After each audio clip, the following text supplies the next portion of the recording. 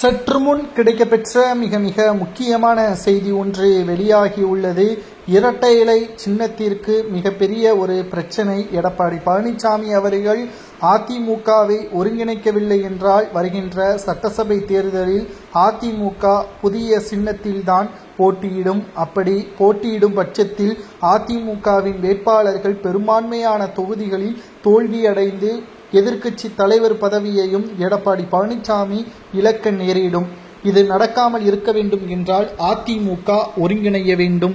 மேலும் Sengottaiyan, OPS, Sasikala, Vaithilingam, Manoj Pandian, TTV Dinakaran இவர்களுடன் முடிவுதான் இரட்டை இலை சின்னத்தை மீட்டெடுப்பதும் அதை முடக்குவதும் எடப்பாடி பழனிசாமி அவர்களுக்கு எச்சரிக்கை விடுக்கும் விதமாகவே அமைந்துள்ளது. தற்பொழுது இரட்டை இலை சின்னம் தொடர்பான வழக்கு இன்னும் ஒரு சில நாட்களில் நீதிமன்றத்தில் வரும். அப்பொழுது எடப்பாடி பழனிசாமி அவர்களுக்கு எதிராக அனைத்து ஆவணங்களையும் நீதிமன்றத்தில் சமர்ப்பித்து இரட்டை இலை சின்னத்தை தற்காலிகமாக எடப்பாடியோ அல்லது அதிமுகவின் நிர்வாகிகளோ பயன்படுத்துவதற்கு தடை விதித்தால் நிச்சயம் இரட்டை இலை சின்னத்தை சட்டசபை தேர்தலில் பயன்படுத்த முடியாது.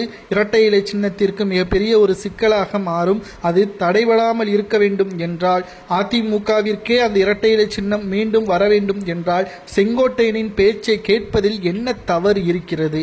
அதிமுக ஒருங்கிணைந்தால் தொண்டர்கள் உணர்கிறார்கள். தொண்டர்கள் ஒருங்கிணைந்தால் கட்சிக்குள் பலம் ஏற்படும். இதனால் தொகுதி வாரியாகவும் மக்களிடையே இருக்கக்கூடிய பிரச்சனைகளும் தீர்த்து வைக்கப்படும். புதிய மாற்றங்களை தேடி மக்களும் அதிமுகவிற்கு ஓட்டுக்களை செலுத்துவார்கள். வாக்கு சதவீதமும் அதிகரிக்கும்.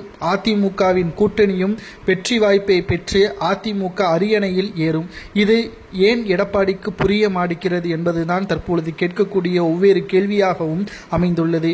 மேலும் தனக்கு தோல்வி அடைந்தாலும் அதிமுகவின் தலைமை நான் தான் என்பதில் எந்த ஒரு மாற்று கருத்தும் இல்லாமல் எடப்பாடி இருக்க வேண்டும் என்பதை தான் தற்பொழுது நினைத்து கொண்டிருக்கின்றார். வெற்றியடையவில்லை என்றால் கட்சி எப்படி வலுவாக இருக்கும்? தலைமை எப்படி நிர்வாக பொறுப்புகளை மேற்கொள்ள முடியும்? இது ஏன் எடப்பாடிக்கு புரியவில்லை என்பதுதான் நமது கேள்வியாகவே இருக்கிறது. 2026 சட்டசபை தேர்தலில் அதிமுக ஒருவேளை தோல்வியடைந்தால் 31 தான் நாம் பார்க்க வேண்டும். அந்த 31வது தேர்தல் 2031ஆம் ஆண்டு நடைபெறக்கூடிய தேர்தலில் அதிமுகவில் அதே குளறுபடிகள் இருந்தால் அடுத்து 2037 தான் பார்க்க முடியும்.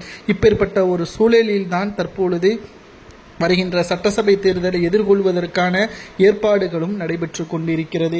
இரட்டை இலை சின்னத்தை தடை செய்யாமல் இருப்பதற்கும் அதை மீட்டெடுப்பதற்கும் எடப்பாடி பழனிசாமி அவர்கள் சம்மதம் தெரிவிக்க வேண்டும். இல்லை என்றால் முடக்கப்படுவது சரியா தவறா என்பதை கமெண்ட் வாயிலாக தொண்டர்கள் கூறுகிறார்கள்.